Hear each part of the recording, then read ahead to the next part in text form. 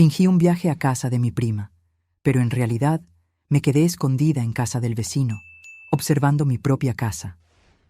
Lo que descubrí la madrugada de aquel jueves me hizo darme cuenta de que a veces las personas que más amamos son las que más nos traicionan.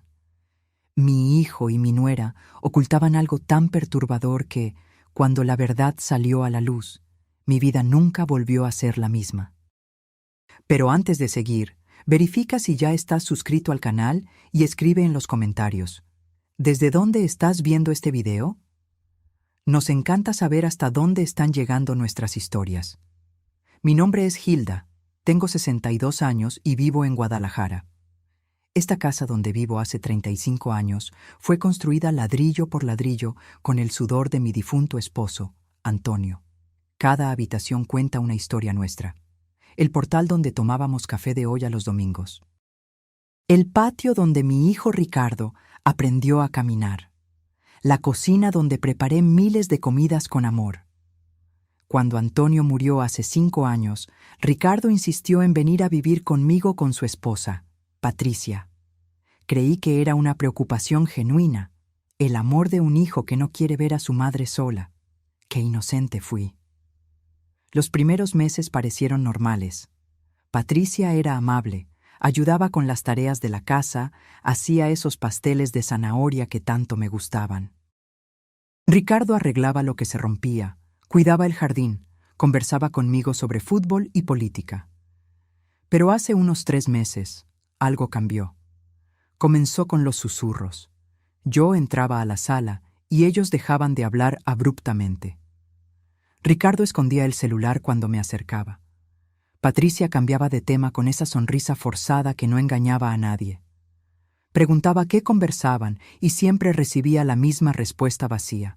Nada importante, cosas del trabajo, tonterías.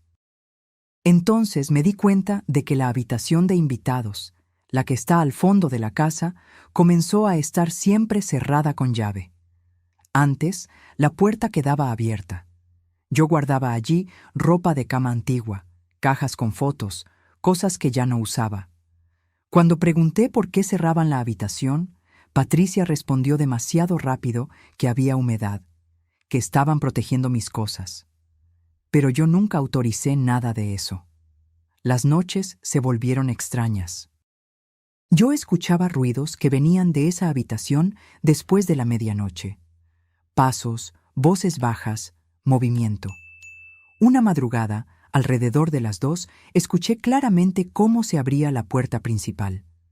Me levanté con cuidado, espié por el pasillo y vi a Patricia recibiendo a una joven, tal vez de 20 y tantos años. Conversaron en voz baja y la chica le entregó algo que pareció ser dinero. Patricia lo contó rápidamente, lo guardó en el bolsillo del pantalón y llevó a la joven directamente a la habitación del fondo. La llave giró en la cerradura. Volví a la cama con el corazón acelerado, tratando de entender lo que estaba pasando en mi propia casa. En el desayuno siguiente, actué como si no hubiera visto nada. Patricia estaba demasiado alegre, Ricardo distraído en el celular como siempre. Les pregunté si habían dormido bien, y ambos respondieron que sí, como si esa visita nocturna nunca hubiera ocurrido. Mi cabeza bullía de pensamientos. ¿Qué estaban haciendo? ¿Por qué recibían gente a escondidas de mí? ¿Por qué cerraban esa habitación?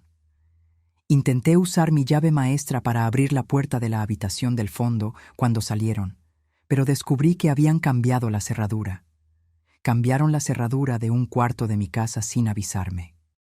Sentí que la rabia me subía por la garganta, pero me controlé. Confrontarlos sin pruebas sería inútil. Lo negarían todo, inventarían excusas, tal vez hasta me harían dudar de lo que yo misma había visto. Necesitaba un plan. Fue entonces cuando pensé en simular un viaje. Diría que iba a pasar una semana en casa de mi prima Mariana, en Puerto Vallarta. Dejaría la casa vacía y observaría de lejos lo que hacían cuando pensaran que yo no estaba cerca.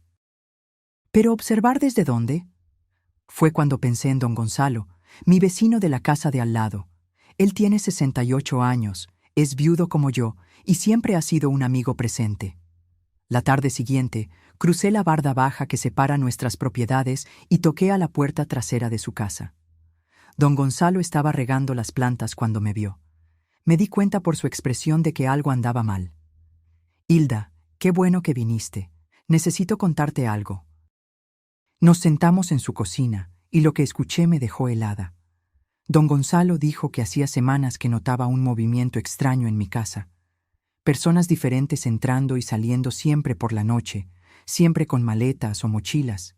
Él creía que eran amigos de Ricardo o parientes de Patricia, pero comenzó a desconfiar cuando vio que se intercambiaba dinero en la puerta.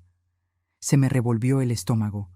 Le conté mis sospechas, lo que había visto, los susurros, la habitación cerrada. Don Gonzalo asintió con pesar. «Creo que tu hijo y tu nuera están usando tu casa para algún negocio, Hilda. No sé exactamente qué, pero no es nada bueno». Fue entonces cuando armé el plan completo. Fingiría el viaje y me quedaría en la habitación de invitados de don Gonzalo. Desde la ventana de arriba, él tenía vista directa a mi casa. Podríamos observarlo todo sin ser vistos. Él aceptó de inmediato, preocupado por mí, ofreciendo ayuda como lo hace un verdadero amigo. Esa misma noche, durante la cena, solté la noticia. «Voy a viajar mañana a Vallarta. Mariana ha estado insistiendo desde hace tiempo y decidí pasar unos días con ella». La reacción fue instantánea. Ricardo levantó los ojos del plato con un brillo extraño. Patricia sonrió de más, demasiado entusiasmada. «¡Qué maravilla, suegra! Le va a hacer bien. Nosotros cuidamos todo aquí». Ricardo estuvo de acuerdo demasiado rápido. «Sí, mamá. Aprovecha, descansa. Aquí todo está bajo control». Aquel alivio mal disimulado en sus rostros lo confirmó todo. Querían que me fuera. Necesitaban que saliera de casa. A la mañana siguiente hice todo el teatro. Arreglé la maleta vieja, puse ropa, productos de baño, todo a la vista de ellos. Llamé a Mariana en voz alta desde la sala para que oyeran. Mi prima estaba al tanto del plan y aceptó participar en la puesta en escena. Ricardo insistió en llevarme hasta el terminal de autobuses. En la terminal me abrazó y me dijo que le llamara cuando llegara. Busqué en sus ojos culpa, remordimiento, cualquier señal de que el niño que crié todavía existía allí. Pero solo vi prisa. Quería verme partir pronto. Entré a la terminal como si fuera a tomar el autobús, pero esperé media hora escondida y salí por otra puerta. Tomé un taxi y le pedí que me dejara 2 cuadras antes de mi calle. Caminé hasta la casa de don Gonzalo por la entrada trasera. Él ya tenía todo preparado. La habitación de invitados con vista a mi casa, binoculares sobre la mesita, silla cómoda junto a la ventana. Ahora solo queda esperar, Hilda. Las primeras horas fueron de una calma engañosa. Patricia salió al mercado por la mañana. Ricardo fue a trabajar como siempre. La casa quedó vacía y silenciosa. Pero cuando llegó la noche, todo cambió. Alrededor de las 7 de la noche, un auto se detuvo frente a mi casa. 2 personas bajaron, un joven y una chica, ambos de unos 25 años. Llevaban mochilas grandes. Patricia abrió la puerta antes de que tocaran el timbre, como si ya los esperara. Hubo una conversación rápida en la puerta. Vi al joven sacar dinero de su cartera y entregárselo a Patricia. Ella contó los billetes con agilidad y los invitó a pasar. Mi corazón se disparó. Acababa de ver a mi nuera recibiendo un pago de desconocidos y dejándolos entrar a mi casa como si fuera un hotel. Don Gonzalo estaba a mi lado, presenciando la misma escena. ¿Estás viendo eso, Hilda? Es exactamente lo que te dije. Están alquilando tu casa. La rabia que sentí fue como un incendio en el pecho. Alquilando cuartos en mi casa, en la casa que construí con mi marido, sin mi conocimiento, sin mi permiso, transformando mi hogar en un negocio clandestino. Quise cruzar la calle en ese momento y confrontarlos frente a esos extraños, pero don Gonzalo me sujetó por el brazo. «Calma, Hilda. Si vas ahora, solo sabrás esto. Pero si esperamos, lo descubrimos todo. ¿Cuánto tiempo llevan haciendo esto? ¿Cuántas personas? ¿Cuánto dinero?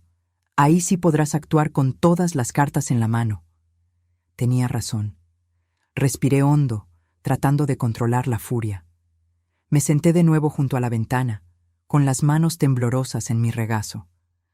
Durante la hora siguiente, vi luces encenderse en varias habitaciones de mi casa, la sala, la cocina y luego aquella habitación del fondo que mantenían cerrada.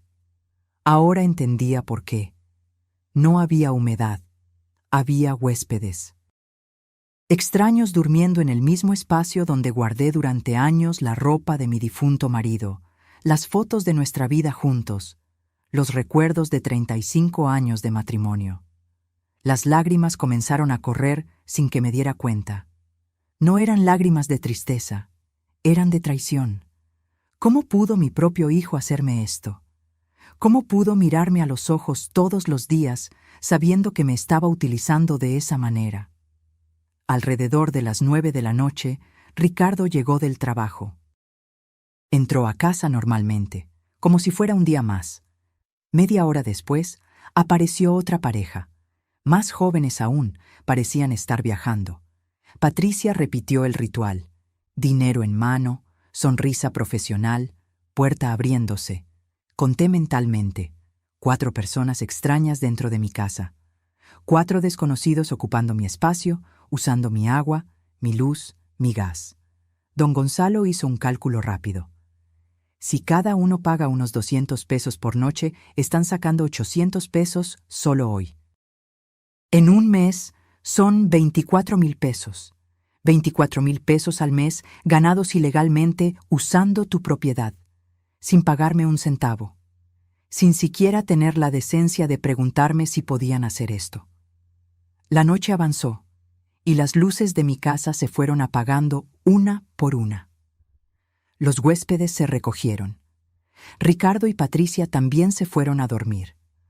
Todo volvió al silencio, como si nada malo estuviera pasando. Me quedé despierta toda la noche, incapaz de cerrar los ojos sabiendo que había extraños durmiendo bajo mi techo.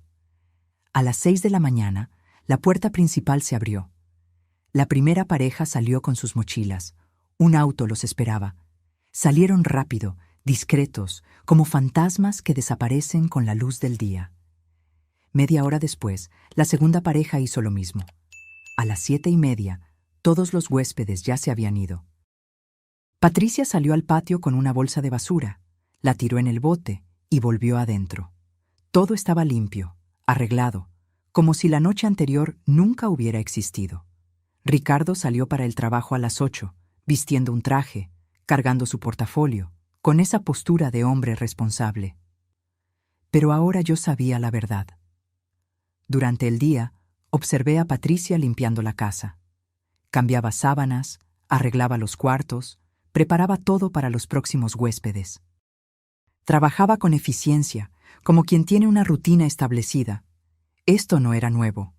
Era un sistema bien montado que funcionaba desde hacía tiempo.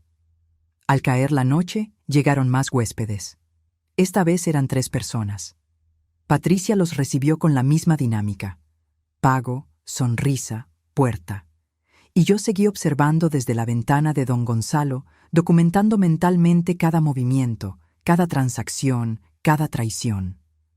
En el segundo día de observación, don Gonzalo me contó algo que lo cambió todo. Era tarde en la noche, casi medianoche, cuando se volteó hacia mí con una expresión seria. Hilda, hay otra cosa que necesitas saber.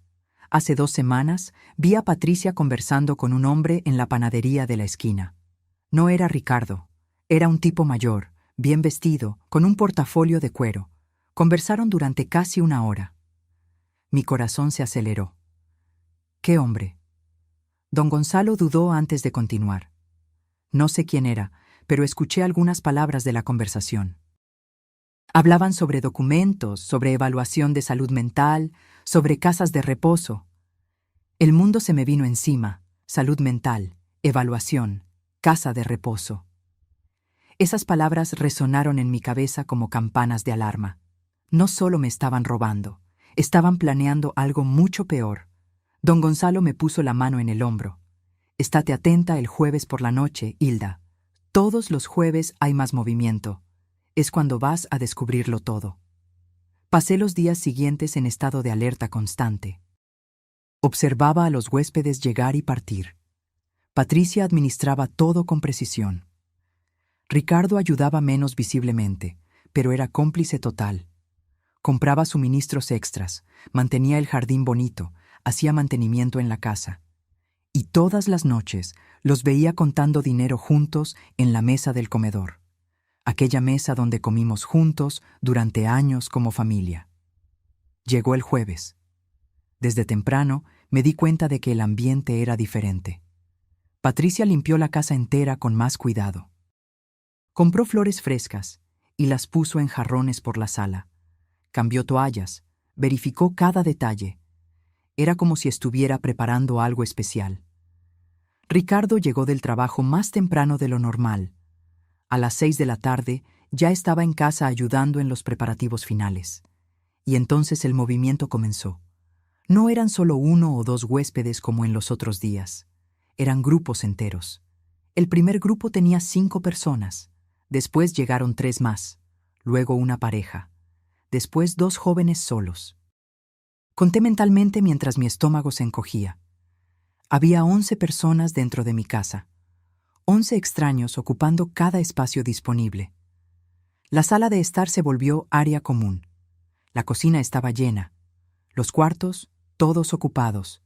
Mi casa se había transformado en un hostal completo. Don Gonzalo observaba a mi lado, incrédulo. Nunca vi tanto movimiento así. Es como si el jueves fuera el día especial para ellos. Hice las cuentas rápidamente. Si cada persona pagara 160 pesos, ganarían más de 1,700 pesos solo esa noche. Las horas pasaron lentamente. Los huéspedes cenaron, conversaron, algunos salieron a pasear y regresaron. A las 10 de la noche, las luces comenzaron a apagarse. Los huéspedes se recogieron. Patricia y Ricardo limpiaron todo y también se fueron a dormir. La casa quedó en silencio. Pero don Gonzalo me había dicho que esperara, que en la madrugada del jueves al viernes lo descubriría todo. Entonces esperé, con cada músculo del cuerpo tenso. El reloj en la pared de la casa de don Gonzalo marcaba el paso del tiempo con un tic-tac que parecía cada vez más fuerte en el silencio de la noche. 11:30, 11:40, 11:50. Mi corazón latía tan fuerte que podía sentir el pulso vibrando en mi cuello. Cuando el reloj marcó la medianoche, contuve la respiración. La puerta lateral de mi casa, la que da al patio trasero, se abrió despacio. Una silueta salió. Era Patricia. Pero no estaba sola. Detrás de ella vino un hombre que yo nunca había visto antes. Alto, de unos 50 años, vestido con ropa oscura. Llevaba un portafolio de cuero en la mano. El mismo portafolio que don Gonzalo había descrito. Mi corazón se disparó. ¿Qué estaba pasando? ¿Por qué Patricia se estaba reuniendo con ese hombre en medio de la madrugada? ¿Por qué salían por la puerta trasera como criminales? Caminaron hacia el fondo del patio, donde está el viejo cobertizo que mi marido usaba como taller. Patricia sacó una llave, abrió el candado oxidado y ambos entraron. Una luz tenue se encendió allí dentro. Por la ventanilla sucia del cobertizo, solo podía ver sombras moviéndose. Estaban conversando, gesticulando. Patricia sacó algo de su bolso. Papeles, parecían ser documentos. El hombre los examinó con una pequeña linterna. Luego sacó otros papeles de su portafolio. Un portafolio grueso, lleno de hojas. Patricia tomó los documentos y comenzó a leer, página por página. Asintió varias veces con la cabeza. Parecía que estaban cerrando algún tipo de acuerdo. La reunión duró casi media hora. Finalmente, el hombre guardó todo de vuelta en el portafolio. Patricia apagó la luz del cobertizo. Salieron, pero en lugar de volver a la casa, caminaron hasta el portón trasero. Hay un pequeño portón allí que da al callejón. Patricia lo abrió. El hombre salió por allí y desapareció en la oscuridad. Patricia cerró el portón, puso el candado y regresó a casa por la puerta lateral. Todo sucedió en menos de 40 minutos. Silencioso, secreto, invisible para cualquiera que no estuviera observando atentamente. Desperté a don Gonzalo, que había cabeceado en el sofá. Lo vi todo. Patricia se reunió con un hombre en el cobertizo. Revisaron papeles, documentos, están tramando algo. Don Gonzalo se frotó los ojos y miró el reloj. 00:30. Ese hombre actúa en las sombras, Hilda. Esto no es solo sobre alquilar cuartos. Algo más grande está pasando. No pude dormir el resto de la noche. Me quedé sentada junto a la ventana, observando mi casa como si fuera territorio enemigo. Al amanecer del viernes, los huéspedes comenzaron a salir. Algunos se fueron temprano. Otros se quedaron para disfrutar el fin de semana. Patricia preparó café para los que se quedaron. Actuaba como la anfitriona perfecta. Café, pan, frutas, todo servido con sonrisas. Nadie se imaginaría que horas antes había estado en un encuentro clandestino con un desconocido. Ricardo salió para el trabajo como siempre. Patricia se quedó sola con los huéspedes restantes. Esta era mi oportunidad. Necesitaba entrar en ese cobertizo. Necesitaba ver si habían dejado algo, alguna pista sobre lo que estaban planeando. Le conté el plan a don Gonzalo. Intentó convencerme de que no fuera. Hilda, es demasiado arriesgado. ¿Y si Patricia te ve? Pero yo estaba decidida. Tengo la llave del portón trasero. Puedo entrar por el callejón sin que me vean. Patricia está ocupada con los huéspedes en la parte delantera de la casa. No me verá.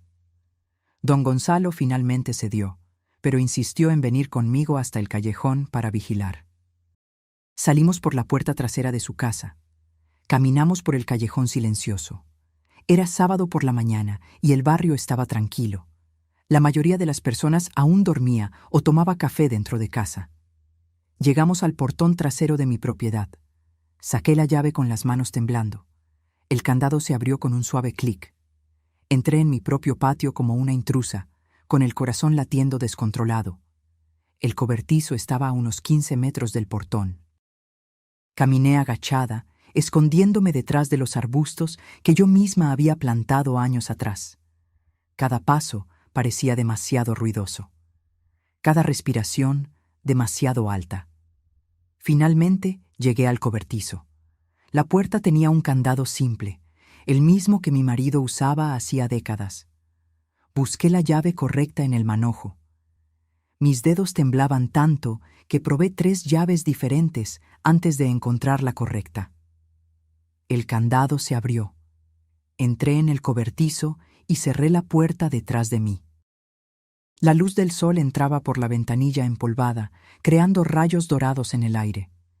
El lugar olía a madera vieja y tierra húmeda. Herramientas oxidadas colgaban de las paredes, cajas apiladas en las esquinas. Todo parecía intacto, normal. Pero entonces vi algo diferente en la antigua mesa de trabajo de mi marido. Una caja de metal. No era nuestra. Nunca la había visto antes. Era gris, moderna, con un simple cierre. Me acerqué despacio. La caja estaba cerrada, pero no bajo llave. Solo un seguro que se abría apretando 2 botones laterales. Lo intenté. Clic. La caja se abrió. Lo que vi dentro me quitó el aire de los pulmones. Había pilas de dinero. Billetes de 200 y 500 pesos. Conté rápidamente. Debía haber al menos 60,000 pesos allí. Todo el dinero que habían ganado con el negocio ilegal durante meses. Pero no era solo eso. Debajo del dinero había documentos. Los tomé con cuidado y comencé a leer. El primero era un contrato de hospedaje. Un contrato donde mi casa aparecía registrada como propiedad disponible para alquiler temporal. El nombre del propietario era Ricardo Silva Costa, mi hijo. Pero esto era imposible. Yo era la propietaria legal. Mi nombre estaba en la escritura. ¿Cómo podía firmar un contrato fingiendo ser el dueño? Seguí leyendo. Había una nota a pie de página en letras pequeñas.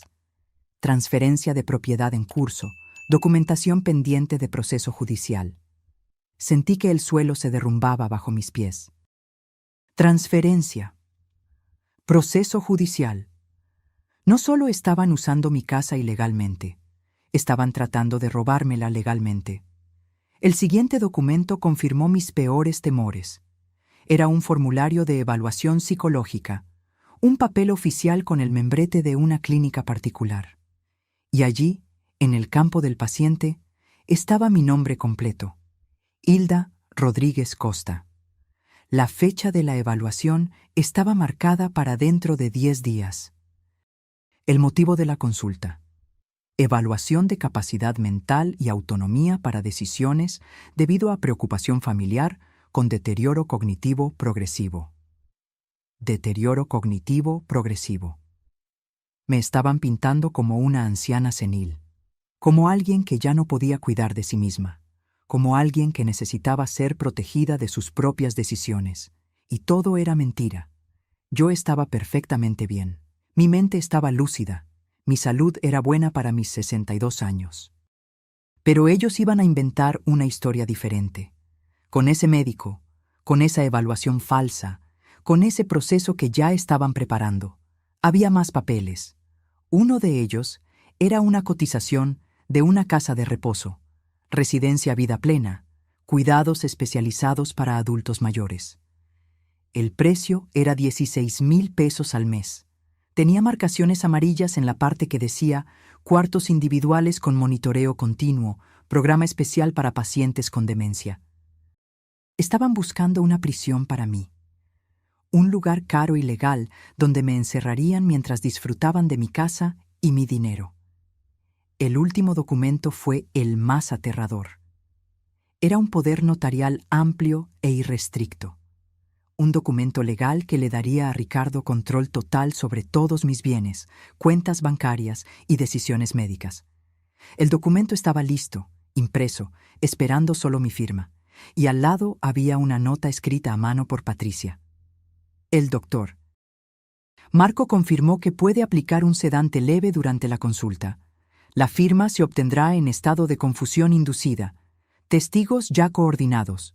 Costo adicional: 20,000 pesos. Mis manos temblaron tanto que casi dejo caer los papeles. Iban a drogarme, llevarme a un médico corrupto, darme algún medicamento que me dejaría confusa, hacerme firmar ese poder sin que yo entendiera lo que estaba pasando, con testigos pagados que dirían que yo estaba consciente. Todo legal en el papel. Todo falso en la realidad. Escuché voces afuera. Me congelé. Era Patricia hablando con alguien. Probablemente un huésped. Estaban cerca. Demasiado cerca. Rápidamente saqué mi celular y tomé fotos de todos los documentos. Cada página, cada anotación, cada detalle. Mis manos temblaban, pero logré capturar las pruebas. Puse todo de vuelta en la caja exactamente como lo encontré. Cerré la caja, cerré el cobertizo. Corrí agachada de vuelta al portón trasero. Don Gonzalo me estaba esperando en el callejón con cara de aflicción. Pensé que te habían agarrado. Te quedaste allí casi media hora. No podía hablar. Solo le mostré el celular con las fotos. Don Gonzalo miró la pantalla del celular. Pasó de imagen en imagen, y su rostro se fue poniendo cada vez más pálido. Dios mío, Hilda, esto es un plan criminal completo. No solo te están robando, te están destruyendo por completo. Asentí con la cabeza mientras las lágrimas que ya no podía contener corrían por mi rostro. Necesito llamar a alguien. Necesito hacer algo ahora. No puedo esperar más. Volvimos a la casa de don Gonzalo. Con las manos aún temblando, llamé a Beatriz, mi amiga abogada. Nos conocimos hace 20 años en un grupo de bordado. Ella siempre fue inteligente, estudiosa. Estudió la carrera de Derecho a los 40 años y se especializó en Derecho Familiar y Sucesiones. Si alguien podía ayudarme a entender las implicaciones legales de lo que estaba sucediendo, era ella. Hilda, lo que me estás contando es extremadamente grave, dijo Beatriz por teléfono, con voz cargada de preocupación. Si están operando hospedaje sin licencia, sin pagar impuestos y sin tu consentimiento como propietaria, están cometiendo varios delitos: fraude, uso indebido de propiedad, evasión fiscal. Pero lo que más me preocupa son esos documentos sobre capacidad mental y casa de reposo. Hilda, ¿tu hijo tiene algún poder notarial tuyo? ¿Algún papel firmado que le dé poder para decidir por ti? Pensé bien. No, nunca firmé nada así. Todos mis documentos están en la caja fuerte del banco. Beatriz suspiró aliviada. Qué bueno. Muy bien. Pero escucha con atención. Si están consultando a alguien sobre declararte mentalmente incapaz, significa que están buscando una forma legal de tomar control de tus bienes. El proceso es complejo. Necesita evaluaciones médicas reales, exámenes psicológicos, audiencia con un juez. No pueden simplemente declararte incapaz sin más ni menos. Pero si consiguen un médico corrupto dispuesto a falsificar dictámenes, si tienen un abogado sin escrúpulos que conozca las lagunas del sistema, pueden intentarlo. Y si lo consiguen, Hilda, pueden internarte en una casa de reposo contra tu voluntad y quedarse con tu casa legalmente. El terror se apoderó de mí. ¿Qué hago, Beatriz? Ella pensó por un momento. Primero, necesitas pruebas concretas de todo lo que están haciendo. Fotos, videos, testimonios. Ya tienes las fotos de los documentos. Eso es excelente. Segundo, necesitas proteger tus papeles legales. Asegúrate de que no tengan acceso a nada. Tercero, tan pronto como tengamos pruebas suficientes, vamos a presentar una acción judicial. Yo me encargo de todo el proceso legal. Pero, Hilda, tienes que tener mucho cuidado. Si sospechan que sabes algo, pueden acelerar los planes, pueden intentar algo drástico. Sus palabras me helaron la sangre. ¿Algo como qué? Beatriz dudó antes de responder. Como poner medicamentos en tu comida para que parezcas confusa frente a un médico. Como crear situaciones donde parezcas inestable. Como inventar pruebas de que no puedes cuidar de ti misma. Ya he visto casos así, Hilda. Son más comunes de lo que la gente imagina. Colgué el teléfono con las manos heladas. Ahora entendía la dimensión del peligro.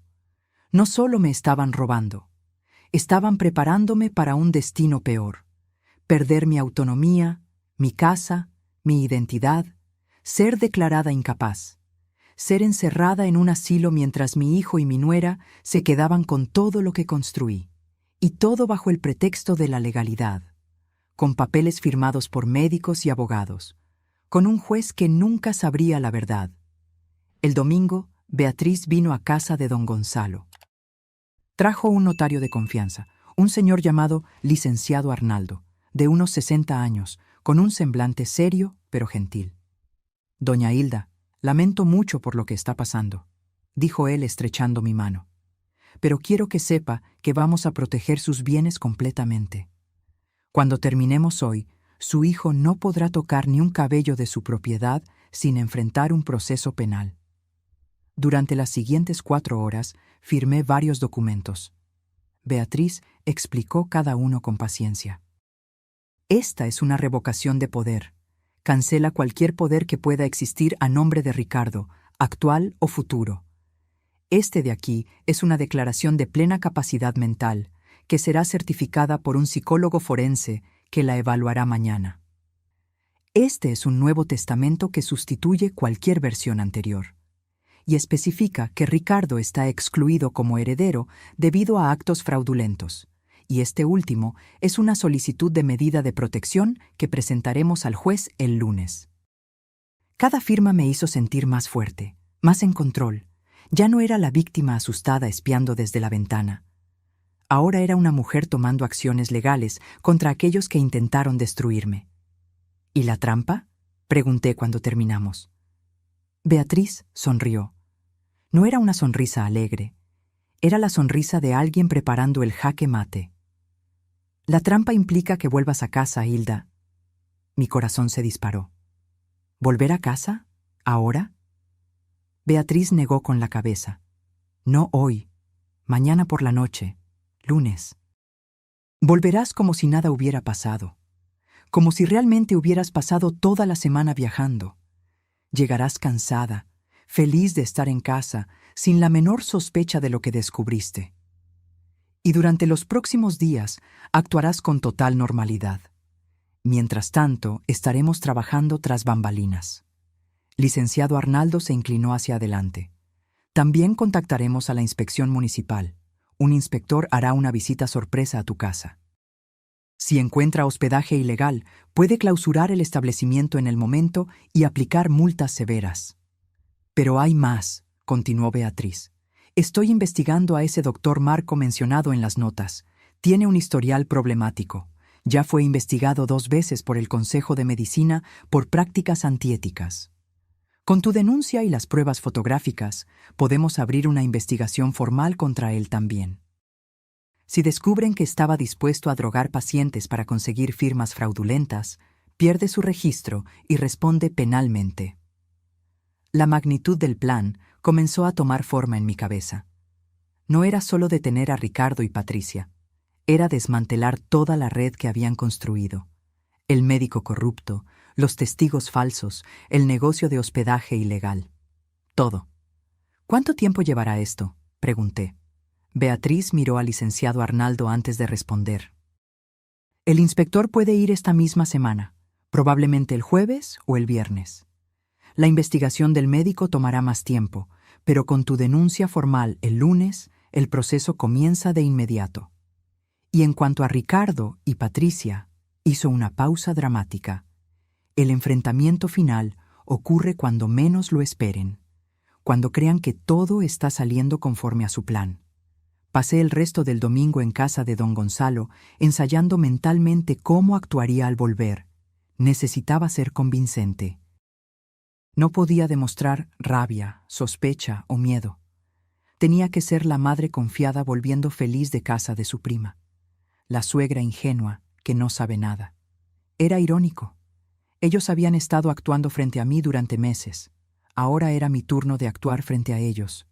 La noche del lunes, con una maleta en la mano y el corazón acelerado, caminé hacia mi casa. Don Gonzalo me llevó en coche hasta la esquina, pero caminé el resto del camino para parecer que había llegado en taxi. Toqué el timbre. Escuché pasos apresurados dentro. La puerta se abrió. Ricardo estaba allí, con expresión de sorpresa. «Mamá, no te esperábamos hasta mañana». Sonreí con el cariño que una madre guarda para su hijo, aunque mi corazón estuviera roto por dentro. Decidí volver un día antes. Extrañaba mi casa. Patricia apareció detrás de Ricardo. Su sonrisa era perfecta, demasiado perfecta. «Bienvenida de vuelta, suegra. ¿Cómo estuvo el viaje?» Entré a casa con la sensación de estar entrando en territorio enemigo. Todo parecía normal, limpio, arreglado. Ningún vestigio de los huéspedes que ocuparon esos espacios solo 2 días antes.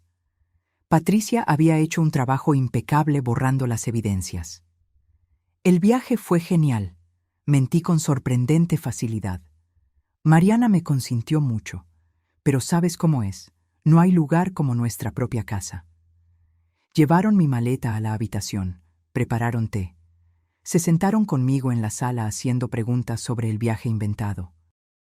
Respondí con historias que había preparado, restaurantes que mi prima y yo supuestamente visitamos, paseos que hicimos, conversaciones que tuvimos. Ricardo y Patricia escuchaban, asentían, sonreían.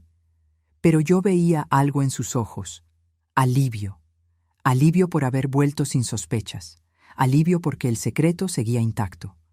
«La casa está muy bonita», comenté mirando alrededor.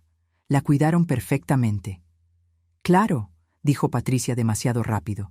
«Limpiamos todo, regamos el jardín, todo como pediste». Di un sorbo al té y añadí casualmente: «Hasta el olor es diferente. Parece de producto de limpieza nuevo». Vi un breve destello de pánico en los ojos de Patricia. «Ah, sí, hicimos una limpieza profunda.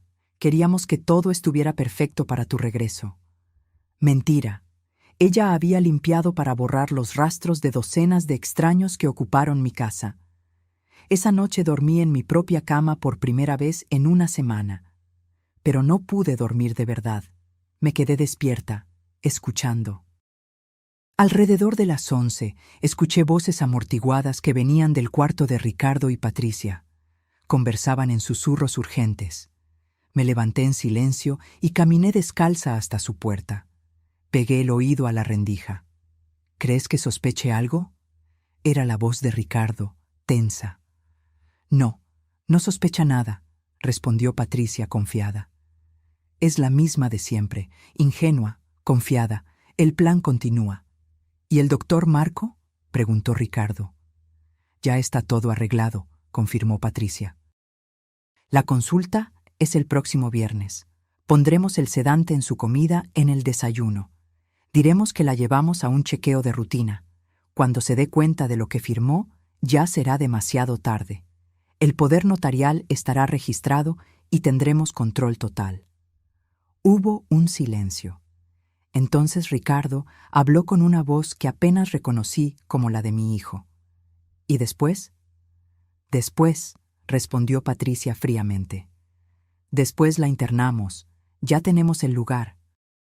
La residencia Vida Plena acepta pacientes con deterioro cognitivo. La visitamos una vez al mes para mantener las apariencias. Y mientras tanto, esta casa será completamente nuestra. Completamente nuestra.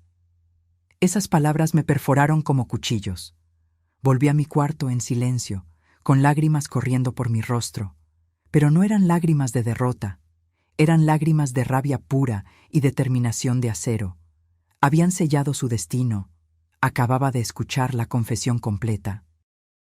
Y aunque no la había grabado, ahora sabía cada detalle del plan, incluyendo la fecha exacta. El viernes de la semana siguiente. Tenía menos de una semana para ejecutar la trampa perfecta. La mañana del martes, actué como si nada hubiera pasado. Hice café, preparé el desayuno, conversé con Ricardo y Patricia sobre banalidades. Ellos también estaban actuando. Éramos todos actores en esta obra macabra.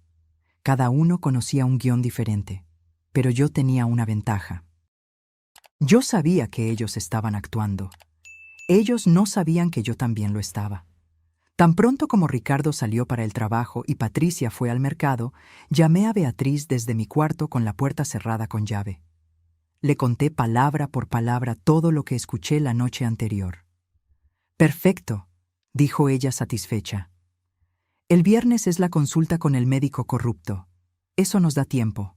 El inspector del municipio irá a tu casa el jueves. Es mejor que sea antes de que intenten drogarte». «¿Crees que recibirán huéspedes esta semana?», pensé por un instante. «Probablemente el jueves por la noche. Siempre hay más movimiento ese día». Beatriz hizo una pausa pensativa.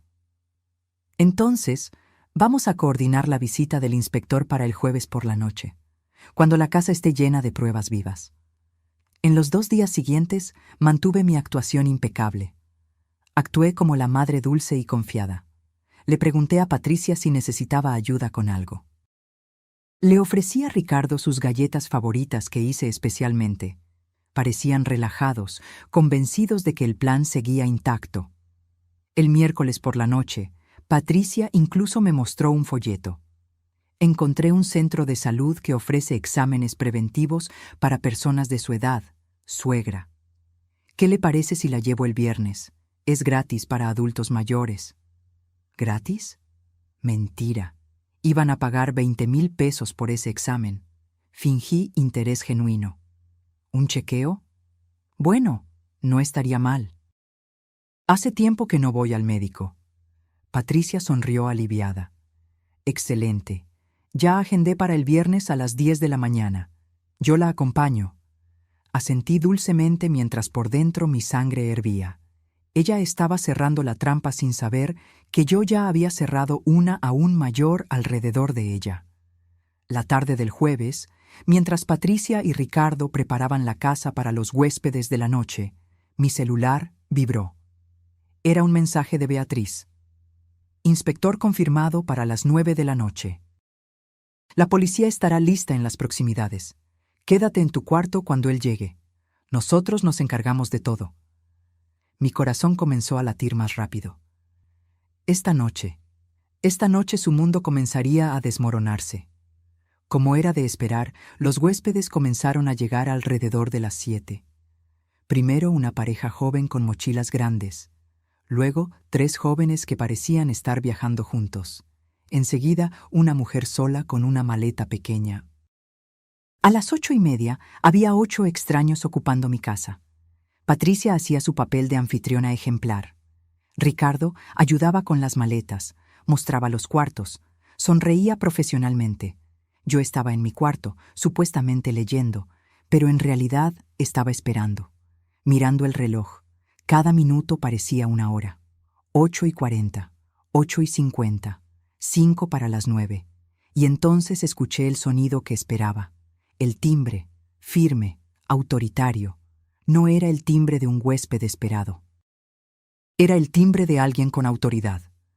Escuché pasos apresurados, la voz de Ricardo preguntando quién era, y entonces una voz masculina fuerte del lado de afuera. «Inspector del municipio, abra la puerta, por favor». Silencio. Un silencio pesado, denso. Y luego el sonido de la puerta abriéndose despacio. «Inspector, ¿hay algún problema?» Era la voz de Ricardo tratando de sonar tranquilo, pero sin conseguirlo. «Recibimos una denuncia anónima sobre hospedaje ilegal en este domicilio. Necesito inspeccionar la propiedad». «Debe haber un error», escuché la voz de Patricia más aguda de lo normal. «Esta es una residencia particular. No tenemos ningún negocio». «Entonces no le importará que verifique», respondió el inspector con tono profesional pero inflexible. «Tengo una orden de inspección firmada por el juez municipal. Si no me permiten entrar voluntariamente, vuelvo con la policía y una orden de cateo». Hubo otro silencio. Luego Ricardo cedió. «Claro, inspector». «Adelante». Espié por una rendija de la puerta. Pude ver parte de la sala. El inspector era un hombre de unos 45 años, vistiendo una camisa oficial del municipio, con un portapapeles en la mano. Detrás de él venía otro hombre más joven, probablemente un asistente, con una cámara. Comenzaron a recorrer la casa. El inspector hacía preguntas. «¿Cuántas personas viven aquí permanentemente?» Ricardo respondió con voz temblorosa. 3. Mi madre, mi esposa y yo». El inspector miró alrededor de la sala. Allí estaban los 8 huéspedes, algunos sentados en el sofá, otros de pie, todos con expresiones confusas. «¿Y estas personas son?» Patricia intentó improvisar. «Son amigos de visita». El inspector caminó hasta uno de los huéspedes, un joven de unos 30 años. «¿Usted es amigo de la familia?» El joven, honesto o tal vez nervioso, respondió: «No, señor. Reservé un cuarto por internet. Pagué 200 pesos la noche». El rostro de Ricardo se puso pálido. Patricia intentó intervenir. «Está confundido, inspector. No sé de qué está hablando». Pero el inspector ya estaba caminando hacia los cuartos. Abrió la puerta de lo que había sido mi cuarto de invitados. Allí dentro estaban los 3 jóvenes con mochilas abiertas, ropa sobre la cama, productos de higiene en el baño. ¿Y estos señores también son amigos? El silencio de Patricia fue respuesta suficiente. El inspector sacó un medidor de su portafolio. Comenzó a contar las habitaciones ocupadas, fotografiando cada una. Cuarto 1 ocupado por 2 personas no residentes. Cuarto 2 ocupado por 3 personas no residentes. Cuarto 3 ocupado por una persona no residente. Baños compartidos con señales de uso múltiple. Cocina con utensilios para más de 3 personas. Toallas extras apiladas en el pasillo. Cada frase era un clavo más en el ataúd de su negocio ilegal. Ricardo intentó una última defensa. «Inspector, esto es un malentendido. Tal vez ocasionalmente ayudamos a conocidos que necesitan hospedaje, pero no es un negocio». El inspector lo interrumpió. «¿Ustedes cobran por este hospedaje?» Ricardo dudó. «Bueno, a veces recibimos una ayuda para el gasto». El inspector negó con la cabeza. «Esto se llama negocio de hospedaje. Y para operar un negocio de hospedaje, usted necesita licencia comercial. autorización de funcionamiento turístico, certificado de seguridad contra incendios, certificado sanitario y el pago de los impuestos correspondientes. ¿Ustedes tienen alguno de esos documentos? El silencio fue absoluto. Patricia y Ricardo se miraron, derrotados. Sabían que no tenían nada. El inspector prosiguió. De acuerdo con el Código Municipal, operar un establecimiento comercial de hospedaje sin licencia constituye una infracción grave con una multa de 60,000 pesos. Además, debo informar que el SAT, Servicio de Administración Tributaria, será notificado sobre ingresos no declarados. Y como este inmueble está registrado a nombre de, miró los documentos, Hilda Rodríguez Costa, quien según los registros no autorizó ninguna actividad comercial, esto también puede constituir un uso fraudulento de propiedad ajena. Sentí que era el momento. Abrí la puerta de mi cuarto y salí. Todas las miradas se dirigieron a mí. Los huéspedes confusos. El inspector con expresión profesional. Ricardo y Patricia con rostros de puro terror. Buenas noches, dije con voz tranquila. Soy Hilda Costa, propietaria de este inmueble. El inspector asintió respetuosamente. Doña Hilda, ¿usted autorizó el funcionamiento de un establecimiento de hospedaje en su propiedad? Dudé por un instante, mirando directamente a los ojos de mi hijo y mi nuera. No, inspector, no autoricé nada. De hecho, solo descubrí esta situación hace unos días. Patricia dio un paso en mi dirección. Mamá, yo puedo explicar. Levanté la mano interrumpiendo. No quiero explicaciones, Patricia. No ahora. Me giré hacia el inspector. ¿Qué sucede ahora? Él cerró el portapapeles. Los huéspedes actuales tendrán que desalojar la propiedad de inmediato. Les daremos 30 minutos para recoger sus pertenencias. Su hijo y su nuera recibirán una notificación oficial de la multa y tendrán que comparecer ante el juez municipal la próxima semana. También activé a la policía.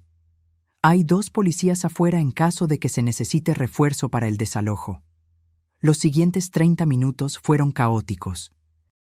Los huéspedes recogieron sus pertenencias a toda prisa, algunos exigiendo el reembolso a Patricia. Ella había guardado el dinero en su bolso y tuvo que devolverlo bajo la atenta mirada del inspector. Ricardo quedó paralizado, incapaz de hablar, viendo cómo su negocio ilegal se desmoronaba en minutos. Cuando el último huésped salió, el inspector me entregó una copia del informe oficial. Doña Hilda, le recomiendo que consulte a un abogado. Usted tiene derecho a demandar por daños. Ya tengo abogada, inspector. Gracias por su trabajo esta noche. Cuando el inspector y el asistente salieron, la casa se sumió en un silencio sepulcral. Los 3 nos quedamos en la sala. Yo estaba de pie junto a la ventana. Ricardo sentado en el sofá con la cabeza entre las manos. Patricia cerca de la puerta, de brazos cruzados, con expresión de animal acorralado. Fue ella quien habló primero. La voz ya no era dulce ni calculadora, era desesperada. Mamá, sé que esto parece malo, pero teníamos nuestros motivos. Las cuentas de la casa son altas. Tenemos deudas. Me giré hacia ella despacio. ¿Motivos? ¿Deudas? ¿Y eso justificaba transformar mi casa en un negocio ilegal sin mi consentimiento? Patricia dio un paso en mi dirección. Íbamos a contarte eventualmente. Solo queríamos juntar dinero primero, para tener algo de dinero antes de... ¿Antes de qué? Interrumpí con voz cortante. Antes de drogarme y hacerme firmar un poder notarial fraudulento. El silencio que siguió fue ensordecedor. Patricia palideció. Ricardo levantó la cabeza abruptamente, con los ojos muy abiertos por la conmoción. ¿Cómo? Ricardo comenzó a decir, pero la voz le falló. ¿Cómo lo sé? Completé la pregunta por él. Porque nunca estuve viajando, Ricardo. Estaba aquí, observando, descubriendo cada detalle de su plan vil y calculado. Caminé hasta el centro de la sala, mirándolos a los 2 con una intensidad que los hizo retroceder. Sé sobre el esquema de hospedaje ilegal. Sé sobre el dinero escondido en el cobertizo. Sé sobre el doctor Marco. sé sobre la consulta del viernes donde planeaban sedarme, sé sobre el poder notarial que querían hacerme firmar, y sé sobre la residencia vida plena donde planeaban internarme. Patricia negó con la cabeza frenéticamente. No, no, no es lo que usted piensa. Sí, hablamos con el médico, pero era solo por precaución, porque estábamos preocupados por su salud. Dejen de mentir, grité y mi voz resonó por las paredes de mi propia casa. Encontré los documentos, Patricia. Vi con mis propios ojos. Leí las notas escritas de su puño y letra. Sedante leve durante consulta. La firma se obtendrá en estado de confusión inducida. Esas fueron sus palabras exactas.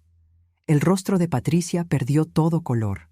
Sus labios temblaron, pero no salió ningún sonido. Me giré hacia mi hijo. ¿Y tú, Ricardo? ¿Tú, a quien crié? ¿A quien amé? ¿A quien le di todo lo que tu padre y yo podíamos dar? ¿Cómo pudiste? Ricardo tenía lágrimas corriendo por su rostro. Mamá, la situación financiera era desesperante. Teníamos 160,000 pesos en deudas. El banco iba a quitarnos nuestro antiguo apartamento. Patricia dijo que si conseguíamos dinero rápido... ¿Y su solución fue traicionarme? Interrumpí. La solución fue robar mi casa, mi libertad, mi dignidad. No fue robo, explotó Patricia con voz aguda. Esta casa es enorme. Usted vive aquí sola. Solo estábamos aprovechando el espacio disponible, y en cuanto al poder notarial, era para protegerla. Usted está envejeciendo. Necesita que alguien tome decisiones por usted. Tengo 62 años, dije con voz helada. No 80, no 90, 62. Mi mente está perfectamente lúcida. Mi salud es buena. No necesito que nadie tome decisiones por mí. Lo que ustedes estaban planeando no era protección, era secuestro legalizado. Ricardo se levantó, tambaleándose. Mamá, por favor, podemos resolver esto. Vamos a devolver todo el dinero. Podemos irnos de casa si quieres, pero por favor no nos denuncies. Si vas a la policía, podemos ir a la cárcel. Lo miré a los ojos. Aquellos ojos que un día me miraron con amor puro de niño, y sentí que mi corazón se rompía en pedazos. ¿Y qué querías que hiciera, Ricardo? ¿Que te dejara drogarme? ¿Que te dejara encerrarme en un asilo mientras disfrutabas de mi propiedad? No iba a llegar a tanto, murmuró Ricardo.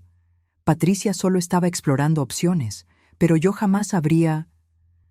Escuché su conversación anoche. Interrumpí de nuevo.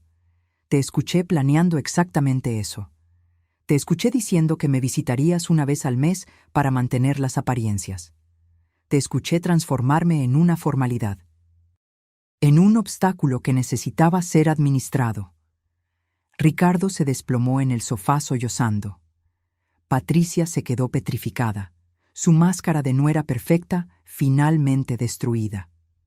Respiré hondo, tratando de mantener la compostura. Mañana es viernes. Ustedes habían planeado llevarme con el doctor Marco a las 10 de la mañana. Obviamente eso no va a suceder. Lo que va a suceder es lo siguiente. Van a empacar sus cosas y salir de mi casa. Tienen hasta mañana al mediodía. Patricia reaccionó de inmediato. ¿Echarnos? ¿A dónde vamos a ir? Debieron haber pensado en eso antes de traicionarme, respondí sin emoción. Tienen familia, tienen amigos, arréglenselas. Mamá, por favor, imploró Ricardo. No podemos irnos así. No tenemos dinero para la fianza de un alquiler. No tenemos nada. Tienen 60,000 pesos en la caja del cobertizo, señalé. El dinero que ganaron ilegalmente con mi propiedad. Pueden usarlo para la fianza. Aunque probablemente tendrán que guardarlo para pagar la multa municipal y los honorarios del abogado. Patricia se giró hacia mí con ojos brillantes. Ya no había dulzura en su voz, solo veneno. ¿Sabe una cosa? Está bien, vamos a salir de su preciosa casa. Pero no piense que esto termina aquí. Vamos a contratar un abogado. Vamos a impugnar la multa. Vamos a presentar una demanda por desalojo indebido. Sonreí sin humor. Adelante, Patricia. Contrate un abogado. Pero le advierto que mi abogada es muy buena, y tiene pruebas fotográficas de todos los documentos fraudulentos, de todos los planes criminales, de todos los detalles de su operación ilegal. Tiene fotos del dinero escondido, de los contratos falsos, de las notas sobre drogarme. ¿De verdad quiere ir a juicio con eso? El rostro de Patricia se descompuso.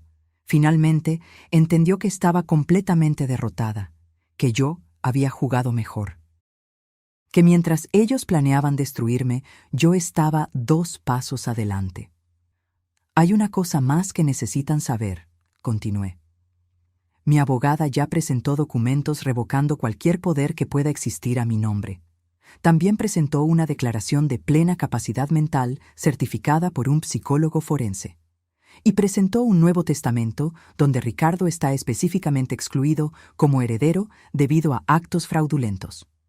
Ricardo levantó la cabeza abruptamente. ¿Me desheredaste? La voz era una mezcla de conmoción y dolor. ¿Qué esperabas?, respondí con voz cansada. ¿Que te recompensara por intentar destruirme? El resto de la noche fue tenso y silencioso. Ricardo y Patricia se encerraron en su cuarto. Yo me quedé sentada en la sala, exhausta pero aliviada. Alrededor de la medianoche, escuché ruido de maletas siendo arrastradas. Estaban empacando. La realidad finalmente había calado.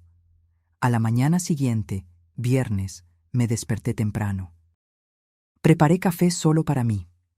Me senté junto a la ventana, observando el amanecer sobre el jardín que mi marido y yo habíamos cuidado juntos. A las 9 de la mañana, Ricardo y Patricia bajaron con 4 maletas grandes. No me miraron. Pusieron todo en el coche en silencio.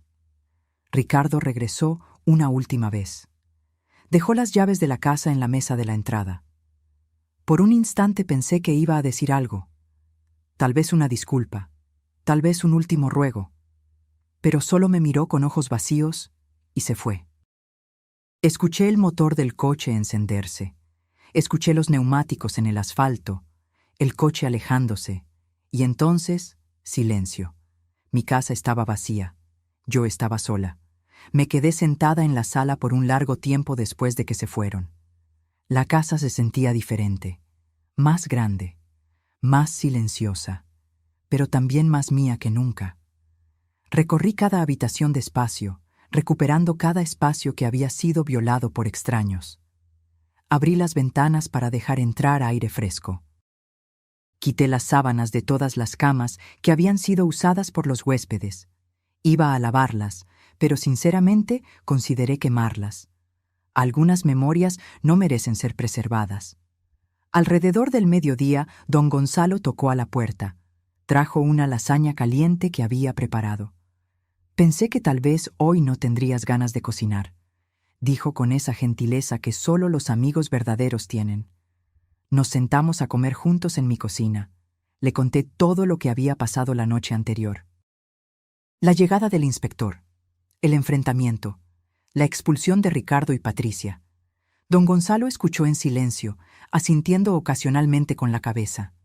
Cuando terminé, puso su mano arrugada sobre la mía. Hiciste lo correcto, Hilda. Lo doloroso, pero lo correcto. Entonces, ¿por qué duele tanto?, pregunté con voz quebrada. Porque era tu hijo, respondió don Gonzalo con la sabiduría de sus 68 años. Porque el amor de madre no desaparece simplemente porque el hijo traiciona. Duele justamente porque amaste. Si no amaras, no dolería. Él tenía razón. Esa noche lloré. Lloré por el hijo que creí tener y que tal vez nunca existió de verdad. Lloré por la familia que pensé haber construido. Lloré por la traición, por la avaricia que corrompió mi propia sangre. Pero también lloré de alivio, porque había sobrevivido, porque había vencido, porque todavía era dueña de mi vida, de mi mente y de mi casa. El lunes siguiente, Beatriz me llamó con noticias. Hilda, la denuncia contra el doctor Marco fue aceptada. El Consejo de Medicina inició una investigación formal. También me comuniqué con el Ministerio Público con todas las pruebas de conspiración para cometer fraude. Están considerando presentar una denuncia penal contra Patricia y Ricardo. Sentí un nudo en el estómago. Denuncia penal. Cárcel. Beatriz hizo una pausa. Es posible. Fraude planeado. Conspiración para privar a un adulto mayor de su libertad. Falsificación de documentos. Las acusaciones son graves. Pero Hilda, la última palabra es tuya. Si no quieres seguir con el proceso penal, podemos limitarnos al proceso civil. Pensé mucho en ello. Una parte de mí quería que pagaran integralmente por lo que intentaron hacerme. Pero otra parte, la que aún era madre, no soportaba la idea de mi hijo en prisión. Beatriz, sigue con todo lo relacionado con el doctor Marco. Ese hombre merece perder su registro. Pero en cuanto a Ricardo y Patricia, necesito tiempo para pensar. Beatriz entendió. Tienes un mes antes de que expire el plazo para presentar la denuncia penal. Piénsalo con calma. 2 semanas después recibí una carta. Era de Ricardo. El sobre estaba arrugado, como si hubiera sido escrito y reescrito varias veces. Con manos temblorosas la abrí. La letra era la de mi hijo, pero las palabras eran de un hombre destruido. Mamá, sé que no merezco tu perdón. Sé que lo que hice fue imperdonable. No tengo excusas. La avaricia me cegó. Patricia me convenció de que era la única solución para nuestros problemas. Pero fui débil. Dejé que sucediera. Participé. Y ahora vivo todos los días con el peso de saber que traicioné a la persona que más me amó en este mundo. La carta continuaba. Terminamos, Patricia y yo. No pude seguir con alguien capaz de planear algo tan vil. Me mudé solo a un apartamento pequeño. Perdí mi empleo cuando el escándalo salió a la luz. Ahora estoy trabajando como ayudante de albañil, pagando las deudas poco a poco. No estoy escribiendo para pedir perdón. No lo merezco. Solo quería que supieras que lo siento mucho. Si pudiera volver en el tiempo, lo cambiaría todo. El recuerdo de lo que te hice me persigue todas las noches.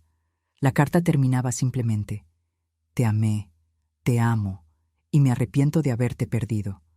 Tu hijo que ya no merece ser llamado así, Ricardo. Lloré al leer esas palabras. Una parte de mí quería romper la carta y olvidarlo todo. Pero otra parte, esa parte materna que don Gonzalo había mencionado, sentía el dolor de mi hijo. Eso no justificaba sus acciones. Nunca lo justificaría.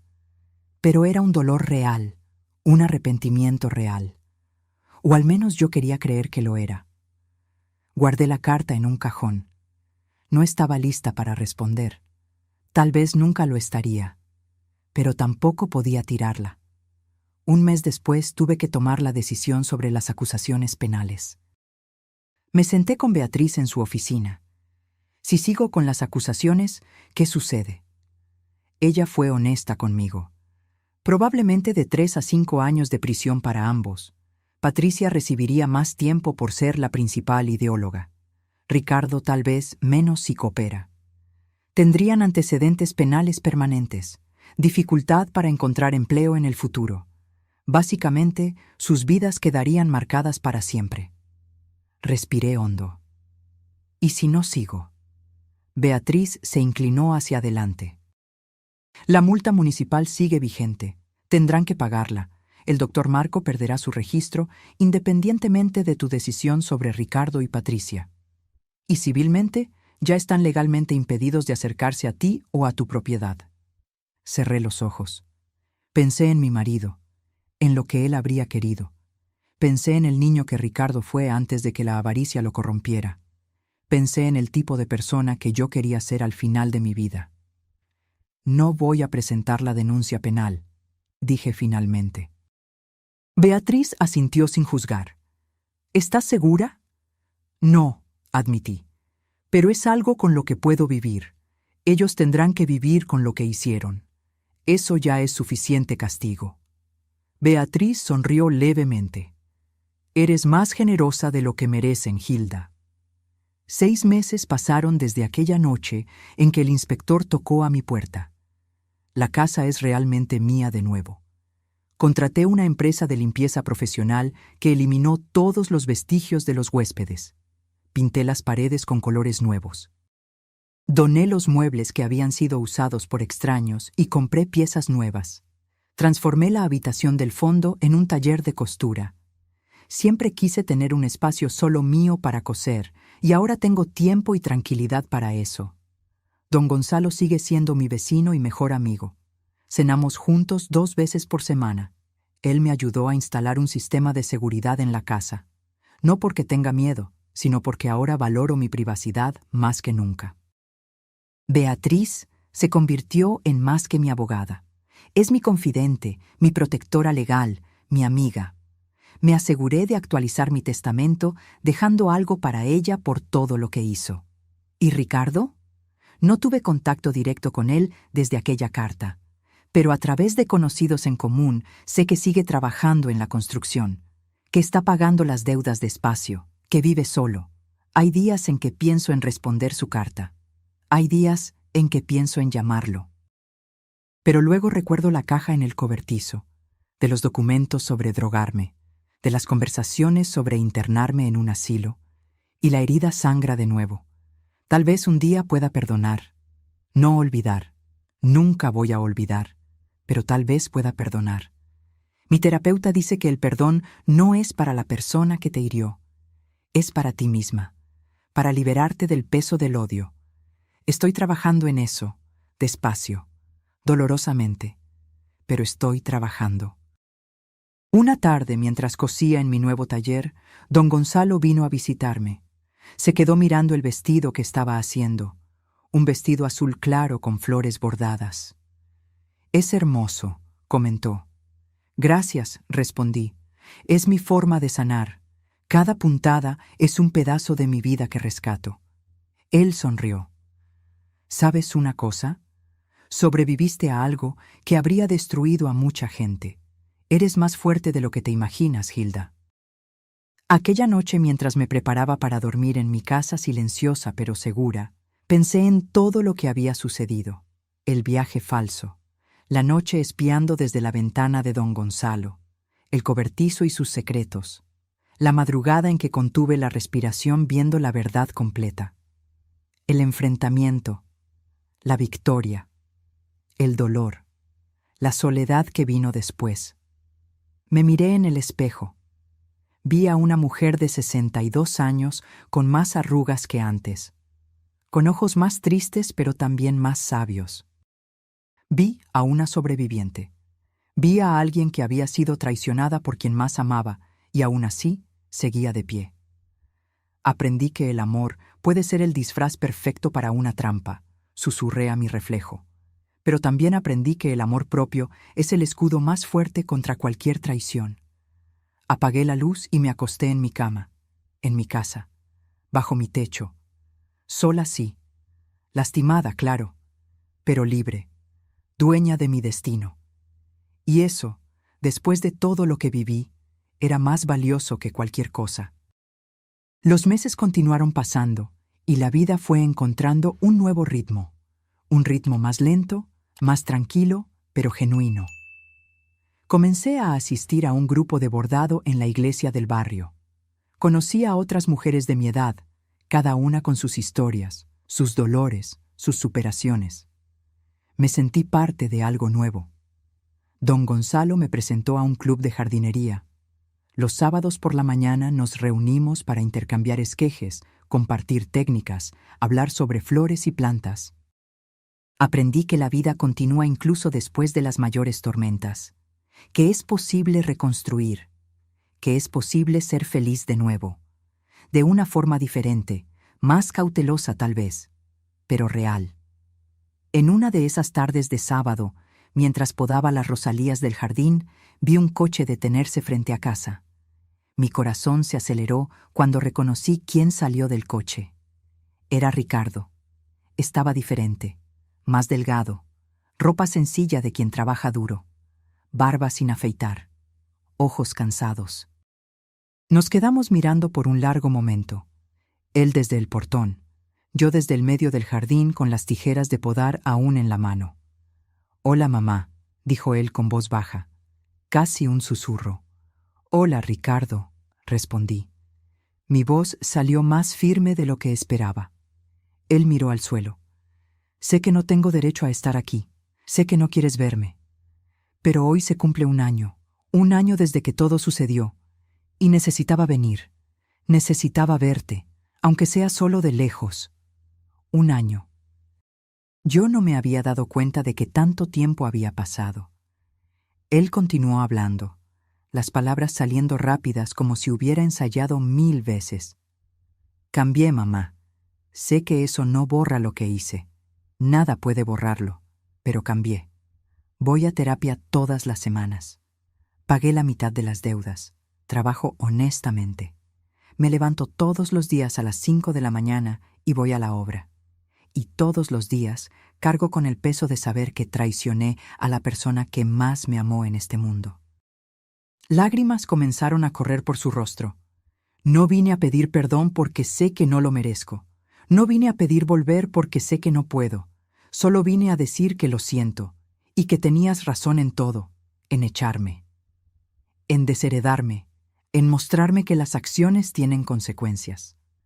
Me quedé parada, sosteniendo las tijeras, sintiendo mi propio corazón oprimirse. Una parte de mí quería correr hacia él, abrazarlo como hacía cuando era niño y se lastimaba. Pero otra parte, la parte que todavía sangraba, me mantuvo en mi lugar. Ricardo se limpió las lágrimas con el dorso de la mano. Me voy ahora. Solo quería que supieras que estoy tratando de ser una mejor persona, que todos los días lucho para ser alguien de quien pudieras estar orgullosa, aún sabiendo que ese día tal vez nunca llegue. Se dio la vuelta para irse, y entonces, sin pensarlo mucho, mi voz salió. Ricardo. Él se detuvo, se dio la vuelta. Di 2 pasos hacia el portón. ¿De verdad estás yendo a terapia?, pregunté. Todas las semanas, respondió él rápido. Todos los jueves a las 7 de la noche. Me ha ayudado a entender muchas cosas, a ver cómo fui manipulado, pero también cómo me dejé manipular, cómo la avaricia me cegó, cómo casi destruyo a la persona más importante de mi vida. Asentí despacio. ¿Y las deudas? Ya pagué 88,000 pesos de los 160,000. Trabajo mucho, hago horas extras siempre que puedo. Duermo poco, pero no me importa. Es lo mínimo que puedo hacer para arreglar el desastre que hice. Nos quedamos en silencio por un momento. El viento agitaba las hojas de los árboles a nuestro alrededor. No estoy lista para perdonarte, Ricardo, dije finalmente, la voz temblorosa pero firme. Lo que tú y Patricia planearon hacerme fue demasiado cruel, demasiado calculado. Lo sé, mamá. Lo sé. Y tal vez nunca esté lista, continué. Tal vez esta herida nunca cicatrice completamente. Él asintió con la cabeza, más lágrimas corriendo. Lo entiendo. Pero, respiré hondo, pero tal vez con tiempo, mucho tiempo, podamos encontrar una manera de reconstruir algo. No como era antes, eso nunca más será posible, pero tal vez algo nuevo, algo diferente. Sus ojos se iluminaron con una pequeña chispa de esperanza. ¿Lo dices en serio? No lo sé, admití honestamente. Solo sé que eres mi hijo. Y por más que me hayas lastimado, por más que hayas roto mi confianza, todavía hay una parte de mí que quiere creer que las personas pueden cambiar, que pueden redimirse. Ricardo sollozó. Pasaré el resto de mi vida tratando de demostrar que merezco esa oportunidad, mamá. Juro que lo haré. No me hagas promesas, Ricardo, dije cansada. Muéstrame con acciones, con tiempo, con consistencia. Muestra que realmente cambiaste. Y tal vez, solo tal vez, un día podamos sentarnos a la misma mesa de nuevo. Él asintió vigorosamente. Lo haré, lo mostraré, todos los días. ¿Puedo llamarte a veces? ¿Solo para saber cómo estás? Dudé. Luego asentí despacio. Una vez al mes. No más que eso. Estoy reconstruyendo mi vida, Ricardo. Necesito espacio. Necesito tiempo para sanar. Una vez al mes está perfecto, dijo él con voz llena de gratitud. Gracias, mamá. Gracias por no cerrar la puerta por completo. Volvió al coche. Antes de entrar se giró una vez más. Te amo, mamá. Siempre te amé. Incluso cuando estaba haciendo esas cosas horribles. Sé que eso no justifica nada, pero es la verdad. No respondí. Solo observé cómo entraba al coche y se iba. Cuando el coche desapareció en la esquina, mis piernas flaquearon. Me senté en una banca del jardín y lloré. Lloré todo lo que había contenido durante esa conversación. Don Gonzalo apareció unos minutos después. Había visto todo desde su ventana, pero había respetado mi privacidad. Se sentó a mi lado en silencio. «Hiciste bien», dijo él finalmente. «No cerraste la puerta, pero tampoco la abriste por completo. Dejaste una rendija, y así es como funciona la sanación. Poco a poco, con cautela». «¿Tiene razón?», pregunté. «No lo sé, Hilda», respondió honestamente. «Solo el tiempo lo dirá, pero hiciste lo correcto al darle la oportunidad de mostrarlo. Y hiciste lo correcto al dejar claro que las palabras no bastan, que necesitas ver un cambio real». En los días siguientes pensé mucho en ese encuentro, sobre las palabras de Ricardo, sobre la posibilidad de que un día pudiéramos reconstruir algún tipo de relación. No sería como antes. La confianza rota nunca se reconstruye igual. Siempre queda una grieta. Pero tal vez podría transformarse en algo nuevo, algo construido no en la ingenuidad, sino en la conciencia, en la claridad de los límites. En el respeto mutuo ganado con esfuerzo, Beatriz me dijo que hice bien en no cerrar todas las puertas, que el perdón es un proceso, no un evento, que puede llevar años, o puede que nunca suceda completamente, y que está bien, que yo tenía derecho a sanar a mi propio ritmo. Hoy, mientras escribo esta historia sentada en mi taller de costura, rodeada de telas de colores e hilos, miro por la ventana hacia mi jardín. Las rosalías que podé aquel sábado están floreciendo hermosas, rojas, amarillas, rosadas, símbolos de renovación, de cosas que parecían muertas, pero que vuelven a la vida con cuidado y tiempo. Aprendí tantas lecciones en estos últimos meses. Aprendí que la confianza es frágil y preciosa, que debemos protegerla, especialmente de las personas más cercanas, porque son ellas quienes pueden causar las peores heridas. Aprendí que la intuición no miente, que cuando algo se siente mal, probablemente está mal. Que debemos confiar en nuestros instintos incluso cuando todos dicen que estamos exagerando. Aprendí que los documentos legales son importantes, que los poderes notariales y los testamentos deben guardarse con cuidado, que nunca es demasiado pronto para proteger nuestro patrimonio y nuestra autonomía. Aprendí que la soledad no es el peor destino, que a veces es mejor estar sola que rodeada de personas que te traicionan. Que los amigos verdaderos como don Gonzalo y Beatriz valen más que la sangre. Aprendí que el perdón es para quien perdona, no para quien es perdonado. Que podemos elegir perdonar para liberarnos del odio. O podemos elegir no perdonar y eso también está bien. Que la sanación no tiene manual de instrucciones. Y aprendí que incluso después de las peores tormentas, incluso después de las mayores traiciones, la vida continúa. Que somos más fuertes de lo que imaginamos, que podemos reconstruir. Que podemos ser felices de nuevo, de una forma diferente tal vez, más cautelosa, más consciente, pero real y genuina. Miro a la mujer en la que me convertí. Ya no soy aquella Hilda ingenua que creía que la familia era sagrada independientemente de cualquier cosa. Ahora sé que la familia se construye con respeto, honestidad y amor verdadero. No solo con sangre. Tengo cicatrices, algunas visibles, muchas invisibles. Pero también tengo fuerza, sabiduría, autonomía y una paz que viene de saber que defendí mi dignidad, que no me dejé destruir, que luché y vencí. A veces por la noche antes de dormir, todavía pienso en todo lo que pasó, en el viaje falso, en las noches observando desde la ventana, en la caja en el cobertizo, en los documentos que probaban la conspiración completa contra mí, y me pregunto qué habría pasado si no hubiera confiado en mi intuición, si hubiera ignorado las señales, si no hubiera simulado aquel viaje. Probablemente estaría ahora en un asilo, drogada, confusa, mientras mi hijo y mi nuera disfrutaban de mi casa, viviendo de mi propiedad, visitándome una vez al mes para mantener las apariencias. El pensamiento me da escalofríos, pero no sucedió, porque fui astuta, porque tuve coraje, porque conté con la ayuda de las personas correctas y porque nunca me rendí conmigo misma. Ricardo me llama una vez al mes como acordamos. Las conversaciones son cortas. Él habla sobre el trabajo, sobre la terapia, sobre las deudas que va pagando. Yo escucho.